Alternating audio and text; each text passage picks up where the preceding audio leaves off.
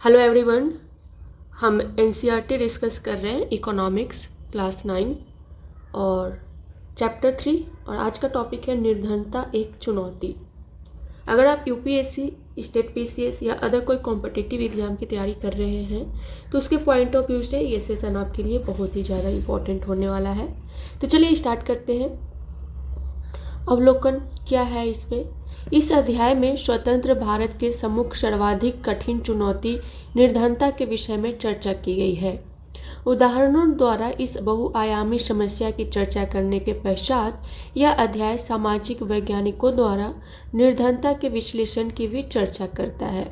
ठीक है, भारत तथा विश्व में निर्धनता की प्रवृत्तियों को निर्धनता रेखा की अवधारणा के माध्यम से समझाया गया है।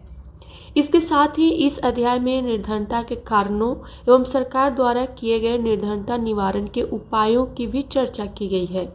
निर्धनता की आधिकारिक अवधारणा में मानव निर्धनता जोड़कर अध्याय को समाप्त किया गया है। तो ये तो आपको बताया गया है कि इस अध्याय में क्या क्या किया गया है। ठीक, सबसे पहले हम परिचय देखते हैं। अपने दैनिक जीवन में हम अपने अनेक ऐसे लोगों के संपर्क में आते हैं जिन्हें हम निर्धन समझते हैं।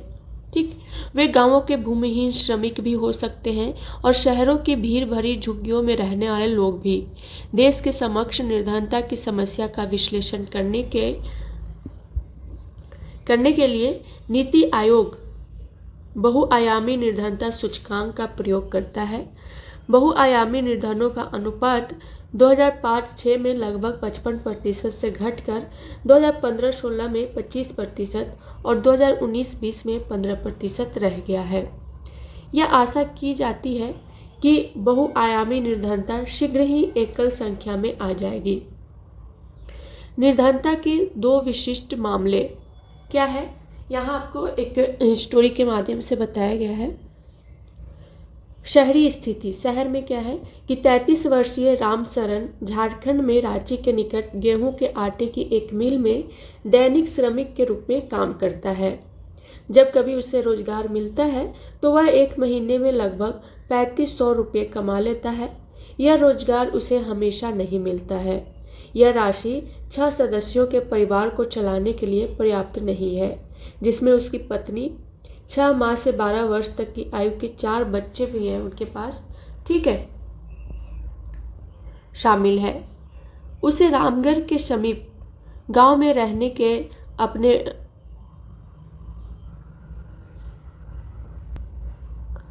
गांव में रह रहे अपने बुजुर्ग माता पिता के लिए भी पैसा भेजना पड़ता है। उसके भूमिहीन श्रमिक पिता और हजारीबाग में रह रहे उसके भाई अपने जीवन निर्वाह के लिए रामशरण पर निर्भर है। रामशहर शहर के बाहरी क्षेत्र में स्थित भीड़ भरी बस्ती में किराए के एक कमरे में रहता है। यह ईंटों और मिट्टी के खपरेलों से बनी एक काम चलाऊ झोपड़ी है। उसकी पत्नी संता देवी कुछ घरों में अंशकालिक नौकरानी का काम करती है तथा 1500 रुपये और कमा लेती है और वे दिन में 2 बार गुजारे लायक दाल चावल ही जुटा पाते हैं। लेकिन यह उन सबके लिए कभी पर्याप्त नहीं होता। उसका बड़ा बेटा परिवार की आय में वृद्धि के लिए चाय की एक दुकान में एक सहायक का काम करके 700 रुपये कमा लेता है, जबकि उसकी 10 साल की बेटी स्कूल जाती है। ठीक है, तथा छोटे भाई बहनों की देखभाल करती है। उनमें से प्रत्येक के पास 2 जोड़े फटे पुराने कपड़े ही हैं। नए कपड़े तभी खरीदे जाते हैं जब पुराने बिल्कुल पहनने योग्य नहीं रहते। जूते पहनना विलासिता है। विलासिता मतलब बहुत लग्जरी, मतलब बहुत ज़्यादा अगर पैसे हैं तभी वो खरीद पाएंगे। छोटी लड़की स्कूल में मिलने वाले दाल चावल को खाती है। ये तो शहरी स्थिति हमने देखा।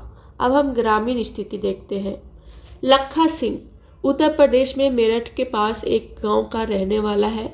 उसके परिवार के पास कोई भूमि नहीं है, इसलिए वह बड़े किसानों के लिए छोटे मोटे काम करता है। काम अनियमित है और आय भी वैसी ही होती है।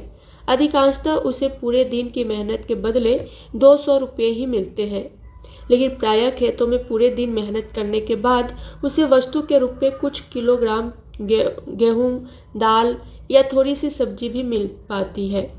6 सदस्यों का परिवार हमेशा 2 वक्त का भोजन भी नहीं जुटा पाता। लखा सिंह गांव के बाहर एक कच्ची झोपड़ी में रहता है। परिवार की महिलाएं पूरा दिन खेतों में चारा काटने और खेतों से जलाने की लकड़ियां बीनने में ही निकाल देती है। उसके पिता की, जो तपेदिक के मरीज थे, उचित चिकित्सा के अभाव में 2 वर्ष पूर्व मृत्यु हो गई। अब उसकी माँ उसी बीमारी से ग्रस्त है और उसका जीवन भी धीरे धीरे क्षीण हो रहा है। ठीक है। यद्यपि गांव में एक प्राथमिक विद्यालय है, लखा कभी स्कूल नहीं गया, लेकिन वह खुश है कि उसके बच्चे स्कूल जा रहे हैं। नए कपड़े खरीदना कुछ वर्षों में ही संभव हो पाता है। यहाँ तक कि परिवार के लिए साबुन और तेल भी एक विलासिता है। तो ये 2 अलग अलग, जैसे एक शहरी का स्थिति देखा और एक ग्रामीण स्थिति देखा। यहाँ दिखाया गया है रामशरण का स्टोरी दिखाया गया है। देखिए, मकान का किराया अदा करने के पश्चात गांव में बूढ़े माता पिता के लिए कोई पैसा नहीं बचता। और यहाँ देखिए, अम्मा आप देर से आई हो, भैया बिना खाना खाए काम पर चले गए। ठीक है, ये रामशरण की स्टोरी बताया गया है जो हमने शहरी स्थिति देखी थी, और एक ग्रामीण स्थिति, हमने 2 स्थिति देखा। यहाँ देखिए लखा सिंह की कहानी यहाँ दिखाया गया है। लखा सिंह है क्या मैं कभी अपने परिवार के लिए नए कपड़े खरीद सकूंगा, ऐसा ये सोचता है। यहाँ देखिए, निर्धनता के उपरोक्त मामलों का अध्ययन करें और निर्धनता से संबंधित निम्नलिखित मुद्दों पर चर्चा करें। ये चर्चा करना है: भूमिहीनता, बेरोजगारी, परिवार का आकार, साक्षरता का स्तर, खराब स्वास्थ्य या कुपोषण और असहायता।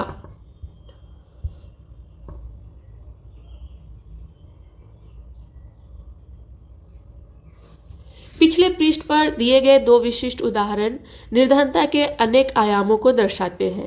वे दर्शाते हैं कि निर्धनता का अर्थ भूखमरी और आश्रय का न होना है। ठीक है, और यह एक ऐसी स्थिति भी है जब माता पिता अपने बच्चों को दिन में 3 बार का भोजन उपलब्ध नहीं करा पाते हैं, या कोई बीमार आदमी इलाज नहीं करा पाता। निर्धनता का अर्थ स्वच्छ जल और सफाई सुविधाओं का अभाव भी है। ठीक है, इसका अर्थ नियमित रोजगार तथा न्यूनतम उचित मजदूरी का अभाव भी है। अंततः इसका अर्थ असहाय जैसे जीवन जीना है। निर्धन लोग ऐसी स्थिति में रहते हैं जिसमें उनके साथ खेतों, कारखानों, सरकारी कार्यालयों, अस्पतालों, रेलवे स्टेशनों इत्यादि सभी स्थानों पर दुर्व्यवहार होता है। स्पष्ट है कि कोई भी निर्धनता में जीना नहीं चाहता। ठीक है, आप करोड़ों लोगों को दयनीय निर्धनता से बाहर निकालना, अपने करोड़ों लोगों को दयनीय स्थिति से बाहर निकालना स्वतंत्र भारत की सबसे बड़ी चुनौतियों में से एक रही है। महात्मा गांधी हमेशा कहा करते थे कि भारत सही अर्थों में तभी स्वतंत्र होगा जब यहाँ का सबसे निर्धन व्यक्ति भी मानवीय व्यथा से मुक्त होगा। यहाँ देखिए, सामाजिक वैज्ञानिकों की दृष्टि में निर्धनता क्या है। चूंकि निर्धनता के अनेक पहलू हैं, सामाजिक वैज्ञानिक उसे अनेक सूचकों के माध्यम से देखते हैं। सामान्यतः प्रयोग किए जाने वाले सूचक वे हैं जो आय और उपभोग के स्तर से संबंधित है। कोई व्यक्ति गरीब है या नहीं, इसके लिए हाल के वर्षों में अन्य सूचकों का भी उपयोग किया जाने लगा है। उदाहरण के लिए, राष्ट्रीय बहुआयामी निर्धनता सूचकांक की गणना 3 व्यापक सूचकों के आधार पर की जाती है। ठीक है, इसमें है स्वास्थ्य सूचक, स्वास्थ्य फर्स्ट है। 3 व्यापक सूचक के आधार पर की जाती है। फर्स्ट है स्वास्थ्य सूचक, जैसे कुपोषण, अच्छा खाना मिल रहा है या नहीं, हेल्दी फूड, बाल और किशोर मृत्यु दर एवं मातृ स्वास्थ्य। नेक्स्ट है शिक्षा सूचक। ठीक है, जैसे शिक्षा के वर्ष और स्कूल में उपस्थिति एवं जीवन स्तर सूचक, जैसे खाना बनाने का ईंधन, स्वच्छता, पेयजल, मकान, बिजली, संपत्ति, बैंक खाता आदि। ठीक है, सामाजिक अपवर्जन और असुरक्षा जैसे सूचक भी निर्धनता को समझने के लिए उपयोग किए जाते हैं, तो इसको ध्यान में रखिएगा। यहाँ देखिए बॉक्स में दिया हुआ है सामाजिक अपवर्जन क्या है ये। इस अवधारणा के अनुसार निर्धनता का अर्थ उन निर्धन लोगों से है जिन्हें अपने जैसे लोगों के साथ मलिन बस्तियों में रहना पड़ता है और उन्हें सामाजिक समता से वंचित होकर संपन्न लोगों के व्यवहार से अलग थलग रहना पड़ता है। सामान्य अर्थ में सामाजिक अपवर्जन निर्धनता का एक कारण है और परिणाम दोनों हो सकता है। सामान्यतः यह एक प्रक्रिया है जिसके माध्यम से व्यक्ति या समूह उन सुविधाओं, लाभों और अवसरों से अपवर्जित रहता है जिनका अन्य लोग आनंद लेते हैं। इसका एक विशिष्ट उदाहरण भारत में जाति व्यवस्था की कार्यशैली भी है, जिसमें कुछ जातियों के लोगों को समान अवसरों से अपवर्जित रखा जाता है। इस प्रकार आय कम होने से ज़्यादा सामाजिक अपवर्जन के अधिक नुकसान होते हैं। नेक्स्ट है असुरक्षा। ये क्या है असुरक्षा, इसके बारे में देखते हैं। निर्धनता के प्रति असुरक्षा एक माप है जो कुछ विशेष समुदायों जैसे किसी पिछड़ी जाति के सदस्य या व्यक्तियों जैसे कोई विधवा या शारीरिक रूप से विकलांग व्यक्ति के भावी वर्षों में निर्धन होने या निर्धन बने रहने की अधिक संभावना जताता है। असुरक्षा का निर्धारण परिसंपत्तियों, शिक्षा, स्वास्थ्य और रोजगार के अवसरों के रूप में जीविका खोजने के लिए विभिन्न समुदायों के पास उपलब्ध विकल्पों से होता है। इसके अलावा इसका विश्लेषण प्राकृतिक आपदाओं, भूकंप, सुनामी आदि मामलों में इन समूहों के समक्ष विद्यमान बड़े जोखिमों के आधार पर किया जाता है। इसका अतिरिक्त विश्लेषण इन जोखिमों से निपटने की उनकी सामाजिक और आर्थिक क्षमता के आधार पर किया जाता है। वास्तव में जब सभी लोगों के लिए बुरा समय आता है, चाहे कोई बाढ़ हो या भूकंप या फिर नौकरियों की उपलब्धता में कमी, दूसरे लोगों की तुलना में अधिक प्रभावित होने की बड़ी संभावना का निरूपण ही क्या है असुरक्षा है। ठीक, अब हम जानेंगे निर्धनता रेखा के बारे में कि ये क्या है। निर्धनता पर चर्चा के केंद्र में सामान्यतः निर्धनता रेखा की अवधारणा होती है। निर्धनता के आकलन की एक सामान्य विधि आय अथवा उपभोग स्तर पर आधारित है। उपभोग मतलब क्या होता है? उपभोग शब्द का अर्थ है परिवार द्वारा विभिन्न मदों जैसे भोजन एवं वस्त्रों पर खर्च की गई राशि। किसी व्यक्ति को निर्धन तब माना जाता है यदि उसकी आय या उपभोग स्तर किसी ऐसे न्यूनतम स्तर से नीचे गिर जाए जो मूल आवश्यकताओं के एक दिए हुए समूह को पूर्ण करने के लिए आवश्यक है। मूल आवश्यकताओं को पूर्ण करने के लिए आवश्यक वस्तुएं विभिन्न कालों एवं विभिन्न देशों में भिन्न हैं। अतः समय एवं स्थान के अनुसार निर्धनता रेखा भिन्न हो सकती है। प्रत्येक देश एक काल्पनिक रेखा का प्रयोग करता है जिसे विकास एवं उसके स्वीकृत न्यूनतम सामाजिक मानदंडों के वर्तमान स्तर के अनुरूप माना जाता है। उदाहरण के लिए आप देख सकते हैं, उदाहरण के लिए अमेरिका में उस आदमी को निर्धन माना जाता है जिसके पास कार नहीं है, ठीक है, जबकि भारत में अभी कार रखना भी विलासिता मानी जाती है। कुछ वर्ष पूर्व तक भारत में निर्धनता रेखा का निर्धारण करते समय जीवन निर्वाह के लिए खाद्य आवश्यकता, कपड़ों, जूतों, ईंधन और बिजली, शैक्षिक एवं चिकित्सा संबंधी आवश्यकताओं आदि पर विचार किया जाता था। इन भौतिक मात्राओं को रुपयों में उनकी कीमतों से गुणा कर दिया जाता था। निर्धनता रेखा का आकलन करते समय खाद्य आवश्यकता के लिए वर्तमान सूत्र वांछित कैलोरी आवश्यकताओं पर आधारित था। खाद्य वस्तुएं जैसे अनाज, दालें, सब्जियां, दूध, तेल, चीनी आदि मिलकर इस आवश्यक कैलोरी की पूर्ति करती थी। आयु, लिंग, काम करने की प्रकृति आदि के आधार पर कैलोरी की आवश्यकताएं बदलती रहती है। भारत में स्वीकृत कैलोरी आवश्यकता ग्रामीण क्षेत्रों में 2400 कैलोरी प्रति व्यक्ति प्रतिदिन एवं नगरीय क्षेत्र में 2100 कैलोरी प्रति व्यक्ति प्रतिदिन है। तो इसको ध्यान में रखिएगा, इम्पोर्टेंट हो जाता है, ठीक है, कि ग्रामीण क्षेत्र में कम से कम 2400 कैलोरी प्रतिदिन प्रति व्यक्ति होना चाहिए और नगरीय क्षेत्र में 2100 कैलोरी प्रति व्यक्ति प्रतिदिन होना चाहिए। चूँकि ग्रामीण क्षेत्रों में रहने वाले लोग अधिक शारीरिक श्रम करते हैं, इसलिए ग्रामीण क्षेत्र का ज़्यादा है। अतः ग्रामीण क्षेत्रों में कैलोरी की आवश्यकता शहरी क्षेत्रों की तुलना में अधिक मानी गई है। अनाज आदि के रूप में इन कैलोरी आवश्यकताओं को खरीदने के लिए प्रति व्यक्ति मौद्रिक व्यय इत्यादि और परिवारों द्वारा सूचित व्यय को निर्धनता रेखा के रूप में समझा गया है। कीमतों में वृद्धि को ध्यान में रखते हुए समय समय पर इस राशि को संशोधित किया जाता है। वैश्विक विकास मानों के आधार पर भारत सरकार ने 12 विकासात्मक सूचकों का प्रयोग करके भारत में निर्धनों के अनुपात का आकलन शुरू किया है, जिसे प्रचलित रूप से बहुआयामी निर्धनता सूचकांक कहा जाता है। यह राष्ट्रीय सूचकांक निर्धनता माप पर आधारित आय या उपभोग व्यय का संपूरक है। क्योंकि यह प्रत्यक्ष रूप से निर्धनता को मापता है और अभावों की तुलना करता है। ठीक है, अब हम जानेंगे निर्धनता के अनुमान के बारे में। पूर्व खंड में वर्णित कार्य प्रणाली के आधार पर भारत में निर्धन लोगों की संख्या एवं अनुपात, जिसे हेड काउंट रेशियो कहते हैं, HCR, ठीक है, हेड काउंट रेशियो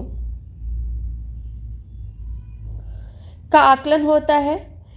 यह स्पष्ट है कि 1990 के दशक के दौरान उपभोग व्यय आधारित निर्धनों का अनुपात 45 से गिरकर 37%, 45 से गिरकर 37% हो गया। हालांकि निर्धन लोगों की संख्या लगभग 40 करोड़ रह गई, जिससे निर्धनों का अनुपात और संख्या दोनों ही कम हो गई है। 2000 से 2011 के दौरान निर्धनों की संख्या एवं अनुपात दोनों घट गए हैं। 2015 से 21 के दौरान बहुआयामी निर्धनता दर घटकर 25 से 15% हो गई और इस अवधि के दौरान आधिकारिक अभिलेखों में 13.5 करोड़ लोग बहुआयामी निर्धनता से बाहर हो गए। विशिष्ट रूप से कहें तो विभिन्न सूचकों के अंतर्गत निर्धनता जो है वो ग्रामीण क्षेत्रों में शहरी क्षेत्रों की तुलना में अधिक घटती है। ठीक है, इस चित्र में आपको दिखाया गया है भारत में निर्धनता अनुपात इस तालिका में दिखाया गया है। जैसे ग्रामीण क्षेत्र में हेड काउंट रेशियो इस तरीके इतना था, शहरी क्षेत्र में, और वो धीरे धीरे घटा ही है। ठीक है, तो इसको ध्यान में रखिएगा। बहुआयामी सूचक आधारित यहाँ आप देख सकते हैं। इंडिया इन फिगर्स 2018 और केंद्रीय सांख्यिकी कार्यालय भारत सरकार नीति .gov.in राज्य सांख्यिकी को 15 नवंबर 2021 को प्राप्त किया गया और राष्ट्रीय बहुआयामी निर्धनता सूचकांक प्रगति समीक्षा 2023 नीति आयोग भारत सरकार के द्वारा ये जो तालिका दिया गया है। ठीक है, यहाँ देखिए राष्ट्रीय बहुआयामी निर्धनता सूचकांक के 12 सूचक है, क्या क्या है उसको देखते हैं। भारत सरकार के संगठन नीति आयोग ने निम्नलिखित 12 सूचकों का प्रयोग करके राष्ट्रीय बहुआयामी निर्धनता सूचकांक तैयार किया है।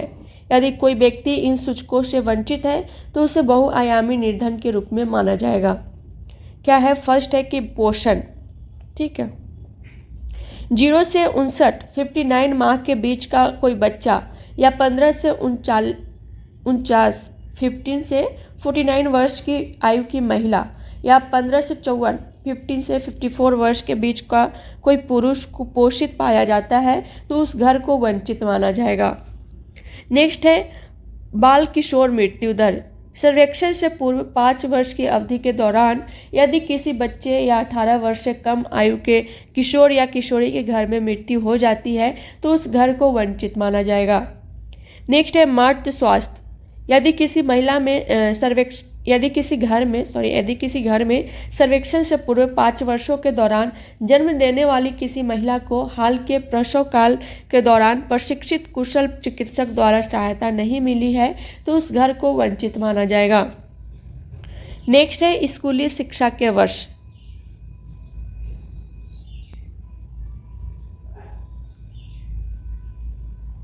ठीक है, यदि किसी घर के 10 वर्ष या उससे बड़े किसी भी बच्चे ने 6 वर्ष की स्कूली शिक्षा प्राप्त नहीं की है तो उस घर को वंचित माना जाएगा। नेक्स्ट है स्कूल में उपस्थिति। यदि किसी घर का स्कूल में पढ़ने वाला कोई बच्चा उस उम्र तक स्कूल नहीं जा रहा या जा रही है जिस आयु तक वह कक्षा पूरी कर सकता था या सकती थी तो उस घर को वंचित माना जाएगा। नेक्स्ट है खाना पकाने का ईंधन। यदि किसी घर में उपलो, कृषि पतवार, झाड़ी, लकड़ी, तारकोल या कोयले से खाना बनता है तो उस घर को वंचित माना जाएगा। नेक्स्ट है स्वच्छता। यदि किसी घर में कोई उन्नत या कोई शौच सुविधा नहीं है या इसमें सुधार हुआ है लेकिन अन्य घरों के साथ साझा किया जाता है तो उस घर को वंचित माना जाएगा। नेक्स्ट है पेयजल। यदि किसी घर में उन्नत पेयजल व्यवस्था या सुरक्षित पेयजल घर से कम 30 मिनट की पैदल दूरी आने जाने के लिए पर है तो उस घर को वंचित माना जाएगा। नेक्स्ट है आवास। यदि किसी घर में अपर्याप्त आवास है, घर का तल प्राकृतिक सामग्रियों से बना है या छत अथवा दीवारें कच्ची सामग्री से बनी है तो उस घर को वंचित माना जाएगा। नेक्स्ट है बिजली। यदि किसी घर में बिजली नहीं है तो उस घर को वंचित माना जाएगा। नेक्स्ट है संपत्ति। यदि किसी घर में इनमें से एक से अधिक संपत्ति नहीं है, जैसे रेडियो, टीवी, टेलीफोन, कंप्यूटर, पशु गाड़ी, साइकिल, मोटर बाइक या रेफ्रिजरेटर, और उस घर में कार या ट्रक नहीं है, तो उस घर को वंचित माना जाएगा। ठीक है। नेक्स्ट है बैंक खाता। यदि किसी घर के किसी भी सदस्य का बैंक या डाकघर में खाता नहीं है तो उस घर को वंचित माना जाएगा।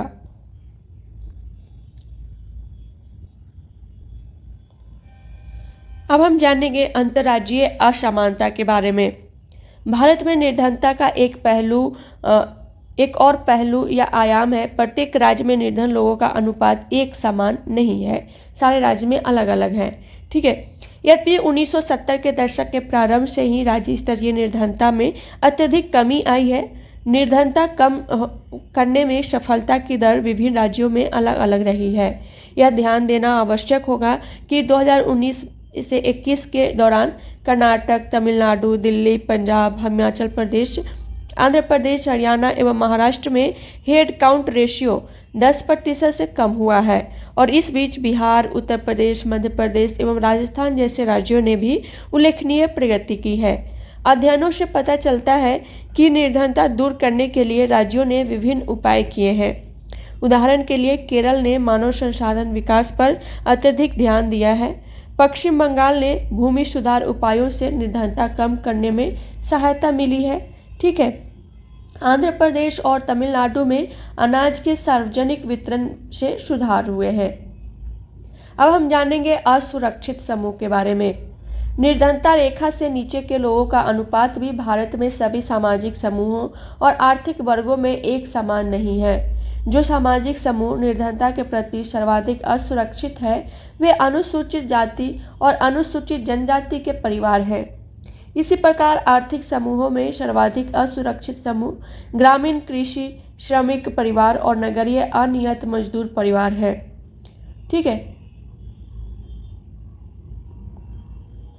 यद्यपि निर्धनता रेखा के नीचे के लोगों का औसत भारत में सभी समूहों के लिए 22 है, तथापि अनुसूचित जनजातियों के 100 में से 43 लोग अपनी मूल आवश्यकताओं को पूरा करने में असमर्थ हैं। इसी तरह नगरीय क्षेत्रों में 34% अनियत मजदूर निर्धनता रेखा के नीचे हैं। लगभग 34% अनियत कृषि श्रमिक ग्रामीण क्षेत्र में और 29% अनुसूचित जातियां भी निर्धन है।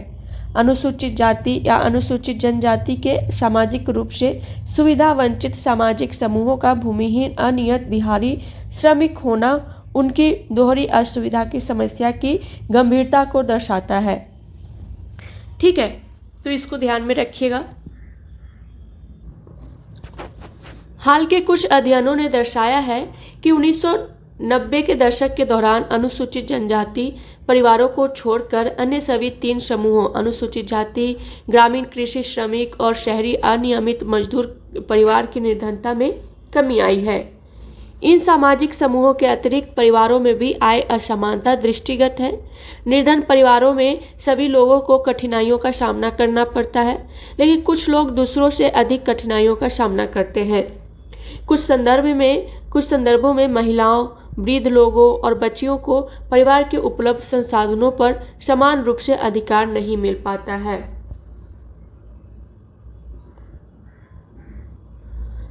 अब हम जानेंगे वैश्विक निर्धनता परिदृश्य के बारे में। क्या भारत में ही निर्धन लोग हैं? विकासशील देशों के बीच तुलना करने के लिए अनेक अंतर्राष्ट्रीय संगठन जैसे विश्व बैंक गरीबी रेखा के लिए एक समान मानक $2.15 से कम प्रति व्यक्ति प्रतिदिन की न्यूनतम उपलब्धता का प्रयोग करते हैं। विभिन्न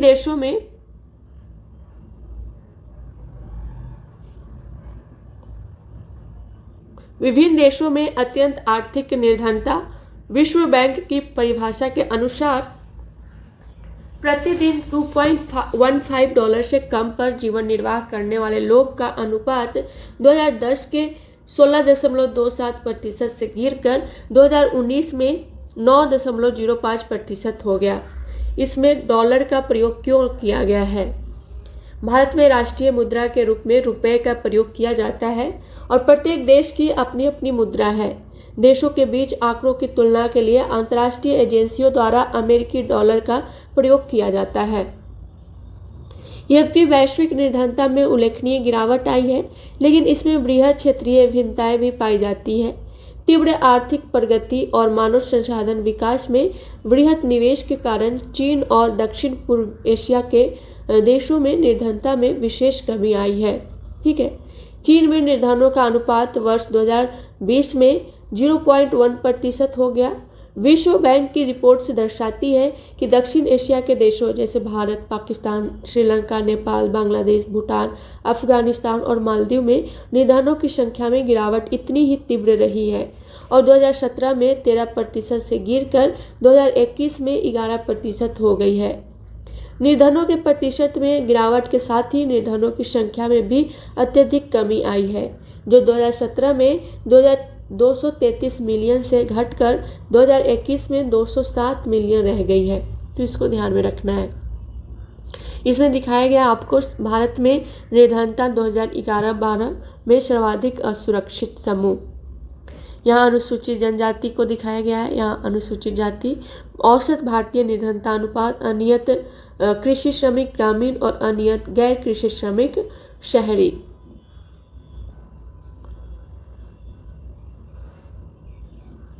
प्रतिदिन 2.15 डॉलर से कम पाने वालों की संख्या 2017 पीपीके के अकॉर्डिंग नाइजीरिया में आप देख सकते हैं, बांग्लादेश, भारत, पाकिस्तान, चीन, ब्राज़ील, इंडोनेशिया एंड श्रीलंका में आप देख सकते हैं। गरीबी और इक्विटी डेटाबेस विश्व बैंक डेटा आपको यहाँ दिया गया है। सब सहारा अफ्रीका में निर्धनता वास्तव में 2017 के 36.6% से घटकर 2019 में 35% हो गई है। लैटिन अमेरिका और कैरेबियन में निर्धनता अनुपात 2017 में 4.4% से बढ़कर 2021 में 4.6% हो गई।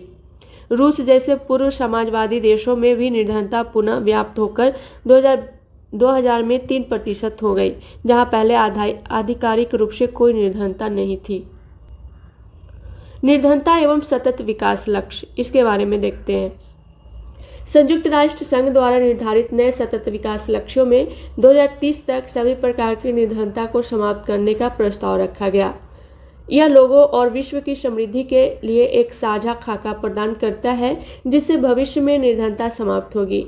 इसके केंद्र बिंदु में 17 सतत विकास लक्ष्य है। इसके लिए विकसित एवं विकासशील देशों से अविलंब कार्यवाही की जरूरत है।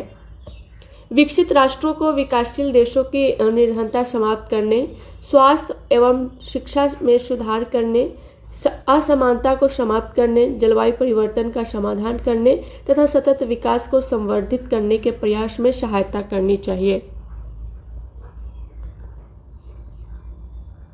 यहाँ देखिए सतत विकास के 17 लक्ष्य हैं और ये बहुत ही ज़्यादा इम्पोर्टेंट है एग्ज़ाम के पॉइंट ऑफ व्यू से। तो ये 17 जितने भी लक्ष्य हैं इसको आप याद रखिएगा। ठीक है, फर्स्ट है SDG फर्स्ट रिपोर्ट है कोई गरीब नहीं। ठीक है, सेकंड है शून्य भूख। थर्ड है अच्छा स्वास्थ्य एवं खुशहाली जीवन। फोर्थ है गुणवत्ता की शिक्षा। फिफ्थ है लैंगिक समानता। सिक्स्थ है स्वच्छ जल एवं स्वच्छता। सेवन्थ है सस्ती एवं स्वच्छ ऊर्जा। एट्थ है अच्छा काम और आर्थिक विकास। 9 है उद्योग, नवाचार एवं बुनियादी ढांचा। 10 है असमानता में कमी। 11 है टिकाऊ शहर और समुदाय। 12 है जिम्मेदार उपभोग और उत्पादन। 13 है जलवायु कार्यवाही। 14 है पानी के नीचे जीवन। 15 है जमीन पर जीवन। 16 शांति, न्याय और मजबूत संस्थाएं और 17 है लक्ष्यों के लिए साझेदारी। ठीक है, तो ये याद रखिएगा, एग्जाम के पॉइंट ऑफ व्यू से इम्पोर्टेंट है। अब हम जानेंगे निर्धनता के कारण के बारे में। भारत में व्यापक निर्धनता के अनेक कारण थे। एक ऐतिहासिक कारण ब्रिटिश औपनिवेशिक प्रशासन के दौरान आर्थिक विकास का निम्न स्तर है। औपनिवेशिक सरकार की नीतियों ने पारंपरिक हस्तशिल्पकारी को नष्ट कर दिया और वस्त्र जैसे उद्योगों के विकास को हतोत्साहित किया। विकास की धीमी दर 1980 के दशक तक जारी रही और इसके परिणाम स्वरूप रोजगार के अवसर घटे। और आय की वृद्धि दर भी घटी। इसके साथ साथ जनसंख्या में उच्च दर से वृद्धि हुई। सिंचाई और हरित क्रांति के प्रसार से कृषि क्षेत्र में रोजगार के अनेक अवसर सृजित हुए, लेकिन इनका प्रभाव भारत के कुछ भागों तक ही सीमित रहा। सार्वजनिक और निजी दोनों क्षेत्रों ने कुछ रोजगार उपलब्ध कराए, लेकिन ये रोजगार तलाश करने वाले सभी लोगों के लिए पर्याप्त नहीं हो सके। ठीक है, शहरों में उपयुक्त नौकरी पाने में असफल अनेक लोग रिक्शा चालक, विक्रेता, गृह निर्माण श्रमिक, घरेलू नौकर आदि के रूप में कार्य करने लगे। अनियमित और कम आय के कारण ये लोग उचित आवासों में नहीं रह सकते थे। वे शहरों से बाहर झुग्गियों में रहने लगे और निर्धनता की समस्याएं, जो मुख्य रूप से एक ग्रामीण परिघटना थी, नगरीय क्षेत्र की एक चुनौती बन गई। उच्च निर्धनता दर की एक और चुनौती क्या है? आय असमानता। ठीक है, इसका एक प्रमुख कारण भूमि और अन्य संसाधनों का असमान वितरण है। अनेक नीतियों के बावजूद हम किसी सार्थक ढंग से इस मुद्दे से नहीं निपट सके हैं। ग्रामीण क्षेत्रों में परिसंपत्तियों के पुनर्वितरण पर लक्षित भूमि सुधार जैसी प्रमुख नीति पहल को अधिकतर राज्य सरकारों ने प्रभावी ढंग से कार्यान्वित नहीं किया। इस नीति के उचित कार्यान्वयन से करोड़ों ग्रामीण निर्धनों का जीवन सुधारा जा सकता था। अनेक अन्य सामाजिक, सांस्कृतिक और आर्थिक कारक भी निर्धनता के लिए उत्तरदायी है। अति निर्धनों सहित भारत में लोग सामाजिक दायित्वों और धार्मिक अनुष्ठानों के आयोजन में बहुत पैसा खर्च करते हैं। छोटे किसानों को बीज, उर्वरक, कीटनाशकों जैसे कृषि आगतों की खरीदारी के लिए धनराशि की जरूरत होती है। चूँकि निर्धन कठिनाई से ही कोई बचत कर पाते हैं, इसलिए वे ऋण लेते हैं। निर्धनता के चलते पुनः भुगतान करने में असमर्थता के कारण वे ऋणग्रस्त हो जाते हैं। अतः अत्यधिक ऋणग्रस्तता निर्धनता का कारण और परिणाम दोनों है, तो इसको ध्यान में रखना है। ऋणग्रस्तता मतलब उधार लेना। नेक्स्ट है निर्धनता निरोधी उपाय, इसके बारे में जानते हैं। निर्धनता उन्मूलन भारत की विकास रणनीति का एक प्रमुख उद्देश्य रहा है। सरकार की वर्तमान निर्धनता निरोधी रणनीति मोटे तौर पर दो कारकों, आर्थिक समृद्धि को प्रोत्साहन और लक्षित निर्धनता निरोधी कार्यक्रमों पर निर्भर है। 1980 के दशक के आरंभ तक समाप्त हुए 30 वर्ष की अवधि के दौरान प्रति व्यक्ति आय में कोई विशेष वृद्धि नहीं हुई और निर्धनता में भी अधिक कमी नहीं आई। 1950 के दशक के आरंभ में आधिकारिक निर्धनता अनुमान 45% का था और 1980 के दशक के आरंभ में भी वही बना रहा। 1980 के दशक से भारत की आर्थिक समृद्धि दर विश्व में सबसे अधिक रही और 1970 के दशक के करीब समृद्धि दर 3.5% के औसत से बढ़कर 1980 से 1990 के दशक में 6% के करीब पहुंच गई। 21वीं सदी के 2 दशकों में 2000 से 2020 तेजी से आर्थिक विकास हुआ। विकास की उच्च दर ने निर्धनता को कम करने में एक महत्वपूर्ण भूमिका निभाई। इसलिए यह स्पष्ट होता जा रहा है कि आर्थिक समृद्धि और निर्धनता उन्मूलन के बीच एक घनिष्ठ संबंध है। आर्थिक समृद्धि अवसरों को व्यापक बना देती है और मानव विकास में निवेश के लिए आवश्यक संसाधन उपलब्ध कराती है। यह शिक्षा में निवेश से अधिक आर्थिक प्रतिफल पाने की आशा में लोगों को अपने बच्चों को लड़कियों सहित स्कूल भेजने के लिए प्रोत्साहित करती है। तथापि यह संभव है कि आर्थिक विकास से सृजित अवसरों से निर्धन लोग प्रत्यक्ष लाभ नहीं उठा सके। इसके अतिरिक्त कृषि क्षेत्र में समृद्धि अपेक्षा से बहुत कम रही। निर्धनता पर इसका प्रत्यक्ष प्रभाव पड़ा क्योंकि निर्धन लोगों का एक बड़ा भाग गांव में रहता है और कृषि पर आश्रित है। इन परिस्थितियों में लक्षित निर्धनता निरोधी कार्यक्रमों की स्पष्ट आवश्यकता है। यद्यपि ऐसी अनेक योजनाएं हैं जिन्हें प्रत्यक्ष या परोक्ष रूप से निर्धनता कम करने के लिए बनाया गया है। इनमें से कुछ योजनाओं का उल्लेख करना यहाँ आवश्यक है। कौन सी योजना है उसके बारे में हम जानेंगे। फर्स्ट है महात्मा गांधी राष्ट्रीय ग्रामीण रोजगार गारंटी अधिनियम 2005 मनरेगा। इसका उद्देश्य ग्रामीण क्षेत्रों में आजीविका सुरक्षित करने हेतु हर घर के लिए कम से कम 100 दिनों के लिए रोजगार उपलब्ध कराना है और इसका उद्देश्य सतत विकास में मदद करना है। ताकि सूखा, वनोन्मूलन एवं मृदा अपरदन जैसी समस्याओं से बचा जा सके। इस प्रावधान के तहत 1/3 रोजगार महिलाओं के लिए सुरक्षित किया गया है। अकुशल हस्त कामगारों के लिए मजदूरी दर को नियमित रूप से संशोधित किया जाता है। नेक्स्ट है प्रधानमंत्री पोषण शक्ति अभियान, पीएम पोषण। ठीक है, भारत सरकार का एक प्रमुख कार्यक्रम है। इसे 2 उद्देश्यों के लिए आरंभ किया गया था। फर्स्ट है बच्चों के लिए विशेषकर कैलोरी और प्रोटीन लेने की पोषण आवश्यकताओं में सुधार करना। सेकेंड है स्कूल में अधिक से अधिक नामांकन करना तथा स्कूल छोड़ने की प्रवृत्ति का उन्मूलन करना।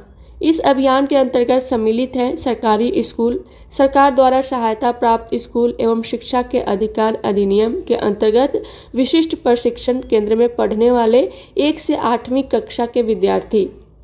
यह अभियान स्थानीय सरकारों और विभिन्न सामुदायिक संगठनों की सहायता से चलाया जा रहा है। इस कार्यक्रम का उद्देश्य विशेषकर गरीब तबकों के निर्धन बच्चों को अधिक नियमित रूप से स्कूल भेजना और कक्षागत गतिविधियों में उनकी भागीदारी को बढ़ाना है। नेक्स्ट है प्रधानमंत्री सुरक्षित मातृत्व अभियान। इसकी शुरुआत 2016 में पूरे देश में गर्भवती महिलाओं को अच्छी प्रसवकालीन देखभाल सुविधा देकर प्रसूति और शिशु मृत्यु दर को कम करने के उद्देश्य से की गई थी। इस योजना के तहत सुरक्षित प्रसव कराने एवं बच्चा जनने की दिशा में कार्य करना था और प्रसूति परिचर्या में कमियों को दूर करना था ताकि लाभार्थियों को नियमित और लगातार इलाज मिलता रहे। ये सेवाएं हर महीने के 9 तारीख को प्रदान की जाती है। इस कार्यक्रम में निजी चिकित्सकों की भागीदारी सुनिश्चित करने के लिए एक व्यवस्थित दृष्टिकोण अपनाया गया है ताकि उन्हें इस योजना में सरकारी स्वास्थ्य सुविधाओं के साथ स्वेच्छा से कार्य करने के लिए प्रेरित किया जा सके। ठीक है, नेक्स्ट है प्रधानमंत्री उज्ज्वला योजना। क्या है इसके बारे में देखते हैं। इसका उद्देश्य विशेषकर ग्रामीण क्षेत्रों में रहने वाली महिलाओं को सशक्त बनाना है। यह धुआं रहित रसोई घर बनाने में महिलाओं को सहायता करता है ताकि उन्हें सांस की जीर्ण बीमारियों और कमजोर होती दृष्टि से बचाया जा सके। यह योजना 2016 में इस उद्देश्य के साथ आरंभ की गई थी कि महिलाएं विशेषकर ग्रामीण क्षेत्रों में आर्थिक रूप से पिछड़े घरों में खाना बनाने के लिए परंपरागत विधियों जैसे कोयला, उपले या लकड़ी का प्रयोग कर रही थी और उन्हें स्वच्छ ईंधन LPG गैस देना था। इसके लक्षित लाभार्थी गरीबी रेखा BPL से नीचे के परिवारों, अनुसूचित जाति, अनुसूचित जनजाति, वनवासी और गरीब तबके के घरों के लोग हैं। LPG के उपयोग को प्रोत्साहित करने के लिए इस योजना में प्रथम रिफिल और स्टोव सहित पूर्णतः निःशुल्क कनेक्शन प्रदान किया जाता है। गत वर्षों में पूरे देश में LPG की खपत में वृद्धि हुई है। लैंगिक समानता को सुनिश्चित करने के लिए घरों की महिलाओं के नाम पर कनेक्शन जारी किए गए। इस योजना से वनों की कटाई तथा कोयला, उपले और लकड़ी के जलाने से सृजित कार्बन उत्सर्जन कम करके पर्यावरण अक्षयता को संवर्धित करना है। स्वच्छ ईंधन अर्थात LPG महिलाओं को खाना पकाने में लगने वाले समय की बचत करता है और वे अब सामाजिक एवं आर्थिक गतिविधियों में भाग ले सकती हैं। भावी चुनौतियां क्या है, हम उसके बारे में जानेंगे। भारत में निर्धनता में निश्चित रूप से गिरावट आई है, लेकिन प्रगति के बावजूद निर्धनता उन्मूलन भारत की एक सबसे बाध्यकारी चुनौती है। ग्रामीण और शहरी क्षेत्रों और विभिन्न राज्यों में निर्धनता में व्यापक असमानता है। कुछ सामाजिक और आर्थिक समूह निर्धनता के प्रति अधिक असुरक्षित हैं और यह आशा की जा रही है कि निर्धनता उन्मूलन जो है वो भारत को और बेहतर बनाएगा। यह मुख्यतः उच्च आर्थिक समृद्धि, सार्वभौमिक शिक्षा पर बल, जनसंख्या वृद्धि में गिरावट, महिलाओं और समाज के आर्थिक रूप से कमजोर वर्गों के बढ़ते सशक्तिकरण के कारण संभव हो सकेगा। लोगों के लिए निर्धनता की आय आधारित परिभाषा निर्धनता के सीमित पहलू को दर्शाती है। यह न्यूनतम जीवन निर्वाह के यथोचित स्तर की अपेक्षा जीवन निर्वाह के न्यूनतम स्तर के विषय में है। अनेक बुद्धिजीवियों ने इसका समर्थन किया है कि निर्धनता की अवधारणा का विस्तार मानव निर्धनता तक कर देना चाहिए। संभवतः बड़ी संख्या में लोग अपना भोजन जुटाने में समर्थ हो, लेकिन क्या उनके पास शिक्षा है या घर है या स्वास्थ्य सेवा की सुविधा है या रोजगार की सुरक्षा है या आत्मविश्वास है? क्या वे जाति और लिंग आधारित भेदभाव से मुक्त हैं? क्या बाल श्रम की प्रथा अब भी प्रचलित है? विश्वव्यापी अनुभव बताते हैं कि विकास के साथ निर्धनता की परिभाषा भी बदलती है। ठीक है, और इस अध्याय में हमने निर्धनता को मापने के विभिन्न दृष्टिकोणों को परखा है। नीति आयोग का राष्ट्रीय बहुआयामी गरीबी सूचकांक दर्शाता है कि भारत में बहुआयामी निर्धनता का अनुपात कम हुआ है। यह हाल के वर्षों में सरकार द्वारा आरंभ किए गए विभिन्न उपायों के कारण संभव हुआ है। ठीक है, तो ये टॉपिक यहाँ कंप्लीट होता है और इससे रिलेटेड क्वेश्चन है। तो अगर आप यूपीएससी या स्टेट पीसीएस एग्जाम की तैयारी कर रहे हैं तो इस क्वेश्चन का भी आप आंसर लिखिए। ठीक है, यहाँ से आपकी आंसर राइटिंग प्रैक्टिस होगी और साथ ही साथ चैप्टर का रिवीजन भी हो जाएगा। तो आज के लिए इतना ही, मिलते हैं नेक्स्ट क्लास में नेक्स्ट टॉपिक के साथ। तब तक के लिए thank you so much and all the best.